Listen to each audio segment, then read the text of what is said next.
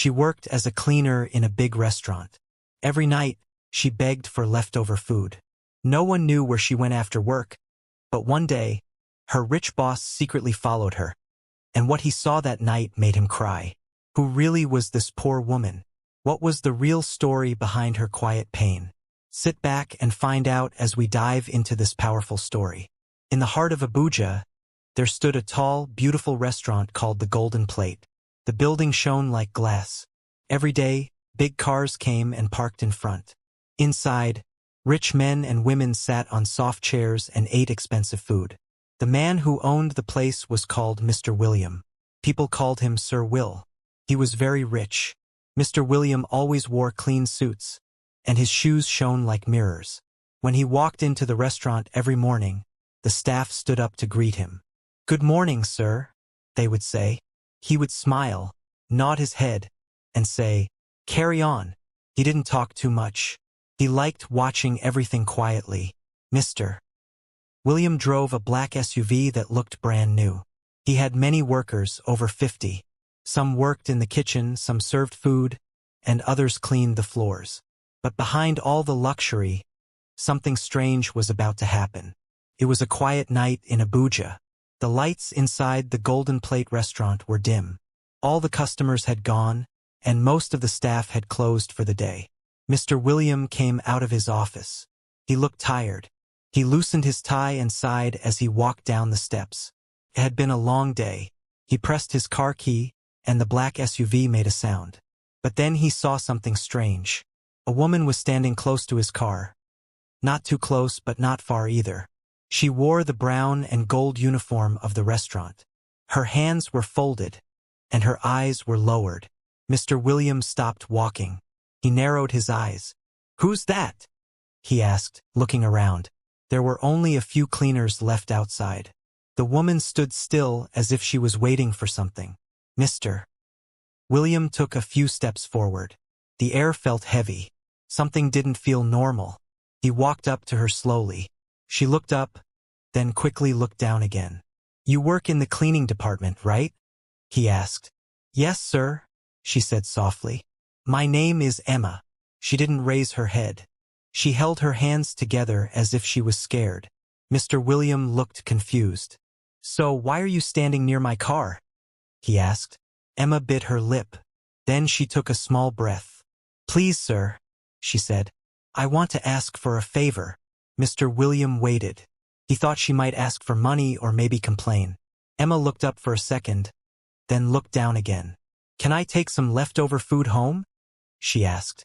Mr. William blinked. He didn't speak for a moment. "Just leftover food?" He stared at her. "Is that all you want?" Emma nodded. "Yes, sir. Just the leftover food. If there's any." There was silence, the kind of silence that makes your chest feel tight. Mr. William looked at her again. She looked tired. Her shoes were old. Her voice was low. He gave a small nod. "Okay," he said. Emma whispered, "Thank you, sir," and turned around quickly, walking back into the kitchen. Mr. William stood there beside his car. He didn't enter the car. He just stood still, watching the kitchen door.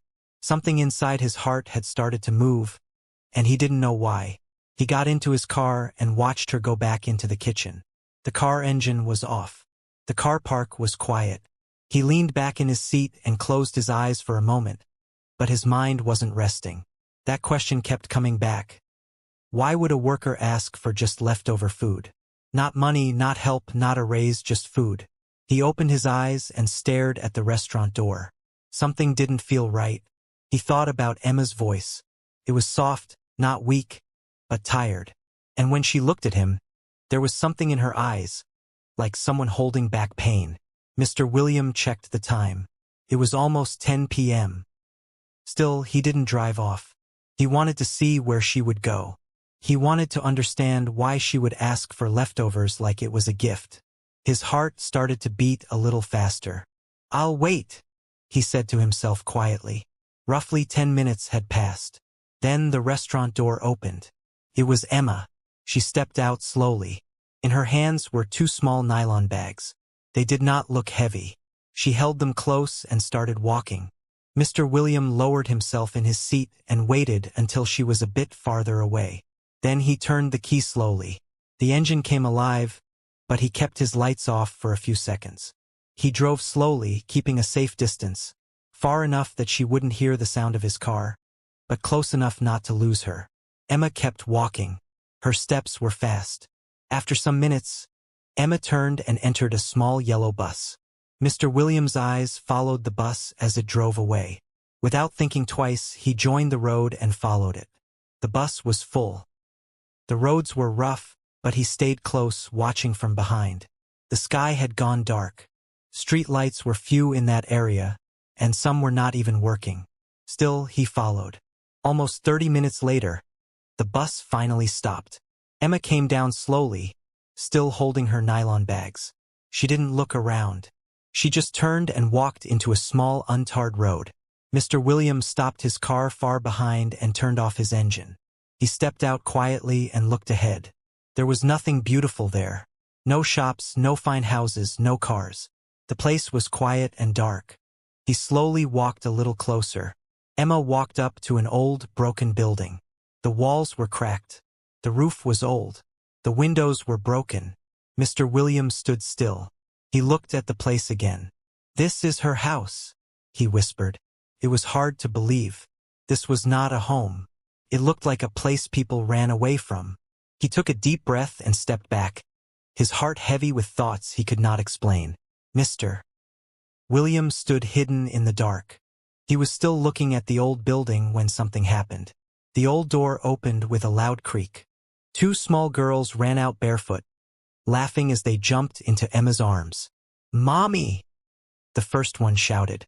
"Mommy, you came back," the second one said. Emma dropped the nylon bag and hugged them both tightly.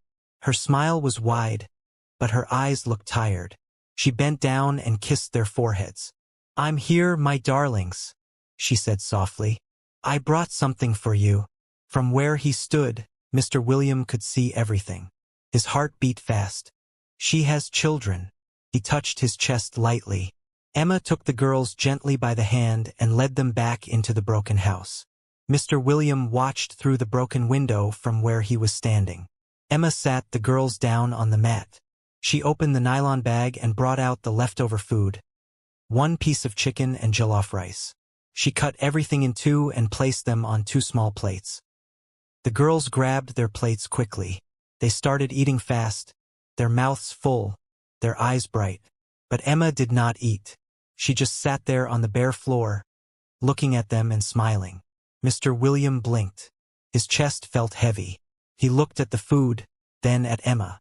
She brought food, but she didn't eat. He shook his head slowly. Something inside him began to change. He turned away from the window and stood still in the dark. Tears came to his eyes. He turned again and stared at the window. He saw Emma smiling at the girls as they ate. She was still not eating. Mr. William held his chest. He felt a sharp pain in his heart. He looked up at the sky and whispered, "She only took food for her children and didn't eat anything." He wiped his eyes. His hands were shaking. The same girl he thought was just a worker was now the reason his heart felt heavy.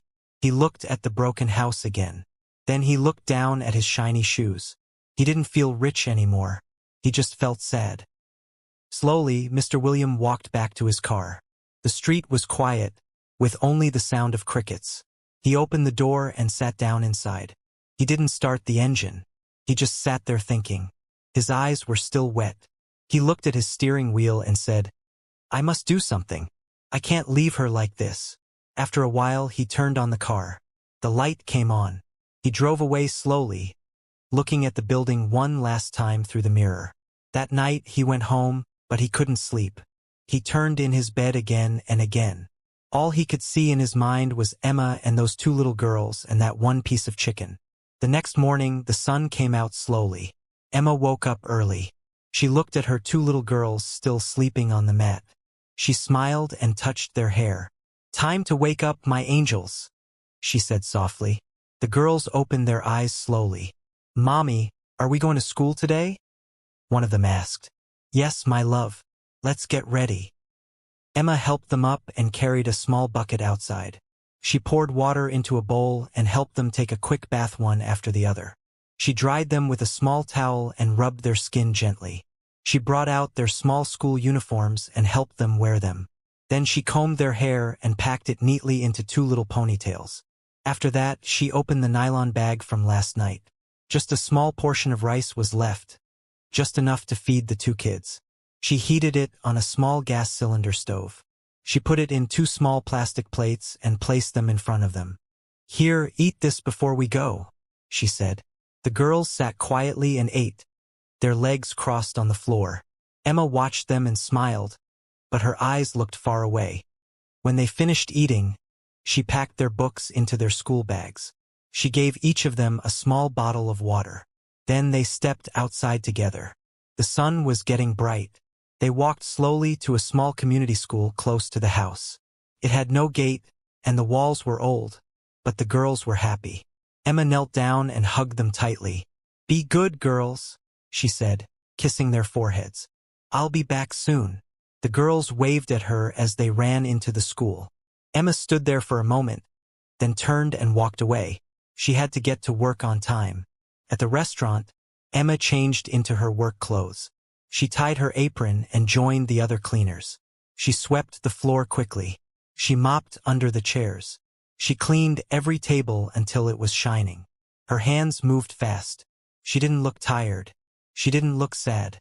She even smiled at the other workers. That morning, Mr. Williams sat quietly in his office. He looked out of the window but wasn't really seeing anything. His mind was still on Emma and those 2 little girls. He picked up his phone and called the HR manager into his office. "Good morning, sir," the HR manager said. Mr. Williams' voice was calm but firm. "We need to do better," he said. "Sir?" the HR manager asked. "Our workers," Mr. Williams said. "Some of them are really suffering." The office went quiet. Then he added, "Raise their pay. Start this month. Make sure nobody goes home hungry." "Yes, sir," the HR manager replied quickly. Mr. William leaned back in his chair and closed his eyes as the HR manager walked out of his office. Emma's face came to his mind again. Sitting on the floor, smiling at her children while they ate. He opened his eyes and whispered, "She didn't even eat." Days passed. Emma kept coming to work early. She cleaned the floors with care. She wiped every table like it was her own. She never came late. She never frowned. She never asked for anything more than leftover food. Every evening when the restaurant was closing, she would walk quietly to the back door. She would knock gently and ask the kitchen staff, "Please, is there any leftover food today?" Sometimes it was just a few portions of rice, but she never complained. She would say, "Thank you," with a smile, pack it into her nylon bag, and walk away. Mr. William kept watching from a distance. He didn't speak to her yet. He just watched and listened. Each day, his heart grew heavier, and each night he kept thinking, how many others are like her? Emma was cleaning the tables that morning when the head cook walked up to her. "The boss wants to see you," the cook said. Emma looked up quickly. Her heart started beating fast. "Did I do something wrong?" she asked in a soft voice. The cook shook her head. "I don't know. Just go and see him." Emma wiped her hands on her apron. She walked slowly to Mr. Williams' office. She knocked gently. "Come in," Mr. Williams said. Emma opened the door and stepped in. She looked nervous. "Good morning, sir," she said quietly. "Sit down, Emma," Mr. Williams said with a kind smile. She sat down slowly, not sure what was happening. For a moment there was silence. Then Mr. Williams spoke gently. "Emma, I followed you one night." Emma's eyes opened wide. She looked confused. "You followed me?" she asked. "Yes," Mr. Williams said. "I saw where you live. I saw your 2 little girls." Emma looked down at the floor. Her hands were shaking. Tears came into her eyes. She wiped her face quickly with her hand. "I didn't mean to do anything wrong," she said in a low voice. "I was just trying to feed my children." Mr. Williams shook his head. "You did nothing wrong," he said. He looked straight into her eyes. "You are a good mother. You are strong. You work very hard. Emma could not speak. She was crying quietly now. Then Mr. Williams said, "I want to help you." Emma looked up, her eyes full of tears. The next day, Mr. William called Emma again. She walked into the office slowly. She was still not sure what to expect. "Emma," Mr. Williams said with a smile, "I have good news for you." He gave her a piece of paper. Emma looked at it carefully. It said, "Promotion, personal assistant to the CEO." She looked at him, confused. "You are now my personal assistant," Mr. Williams said. "You will earn a better salary henceforth." Emma covered her mouth with her hands. Tears filled her eyes again. "That's not all," Mr. William continued. He stood up from his chair and picked up a brown envelope from the table. "I bought a small apartment for you and your children," he said gently. "It's not much, but it's something decent. Somewhere clean, somewhere safe." Emma's hands began to shake. She couldn't believe her ears. "You and your girls will not sleep on the floor anymore," Mr. William added. "There is water, light, and good space for them to read and sleep well." Emma placed both hands on her chest. "Sir," she whispered, "is this really for me?" Mr. William nodded slowly. "You deserve more, Emma. You are a good mother. You work hard. You don't complain." Then he said, "I will also enroll them in a better school. And from now on, you won't have to beg for food again." Emma fell on her knees. Tears rolled down her face like a river. "Thank you, sir. Thank you so much. I don't know what to say," she cried. Mr. Williams smiled kindly. He opened his drawer and brought out a small white envelope. "Take this," he said. "Use it to buy something nice for dinner tonight." Emma took the envelope with both hands. She held it close to her chest. "God bless you, sir," she said through her tears. Mr. William nodded. "You deserve it, Emma." That night, the small room smelled different. Smelled sweet, like joy. Emma stood in front of the small stove, stirring the pot gently. It was jollof rice and chicken, Real chicken. The two girls sat on a mat, watching the food with wide eyes. "Mommy, you bought a lot of chicken," the younger one exclaimed. Emma turned and smiled. "Yes, my love. Today we eat well." When the food was ready, she served it on 3 plates. The girls took the plates and sat down quickly. They didn't wait. They started eating with happy hands. "Mmm," the older girl said, chewing fast. "Mommy, this is the best food ever. I love it." The younger one added, her mouth full. "It tastes like heaven." Emma sat close to them and watched. She didn't speak much. She just smiled. Tears sat quietly in her eyes, but they didn't fall. For the first time in a long time, she saw her children eat and laugh without worry. And that was enough for her. The next morning, something strange happened. A shiny black car stopped in front of their small building. Emma stepped outside holding the girls' school bags. She looked at the car, confused. Then the driver stepped out and smiled. "Good morning, madam. Mr. Williams sent me," he said. "I'm here to take you to your new home." Emma stood still for a moment. Then she turned to her girls. "Get your things," she said, her voice shaking. "We are moving." They all entered the car together.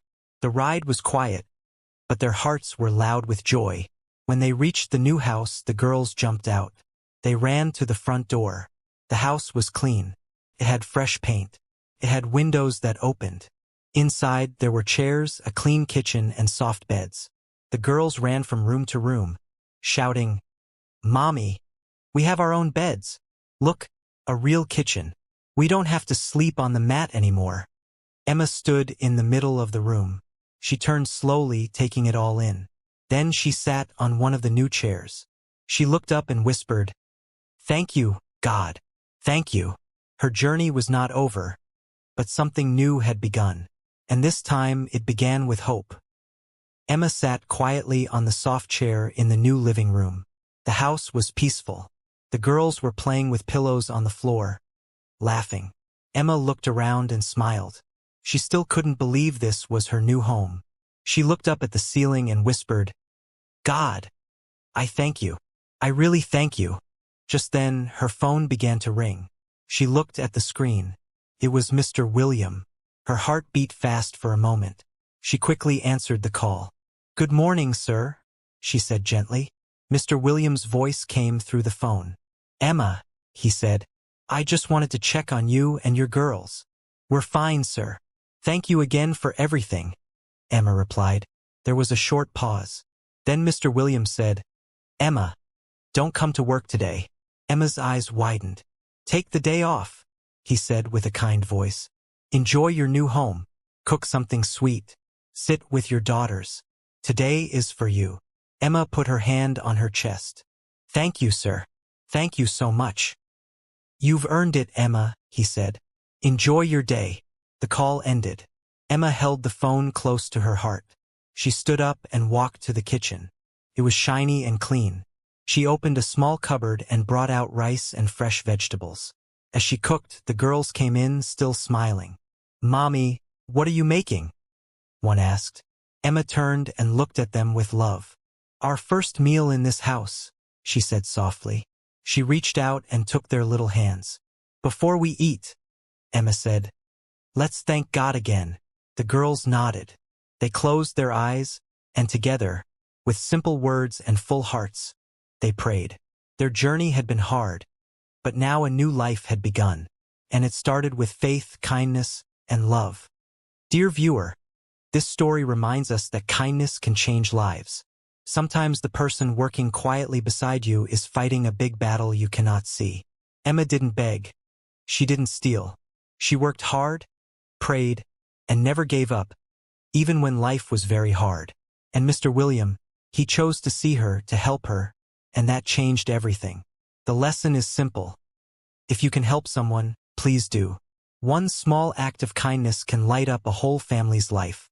What did you learn from this story? Drop your thoughts in the comment section. I would truly love to read them. And guess what? There's another very interesting story coming in a few days. So, please subscribe to this channel and turn on your notification bell so you'll be the first to watch when I upload it. If you enjoyed this story, don't forget to hit the like button and share it with your friends and loved ones. Thank you so much for watching. I truly appreciate it.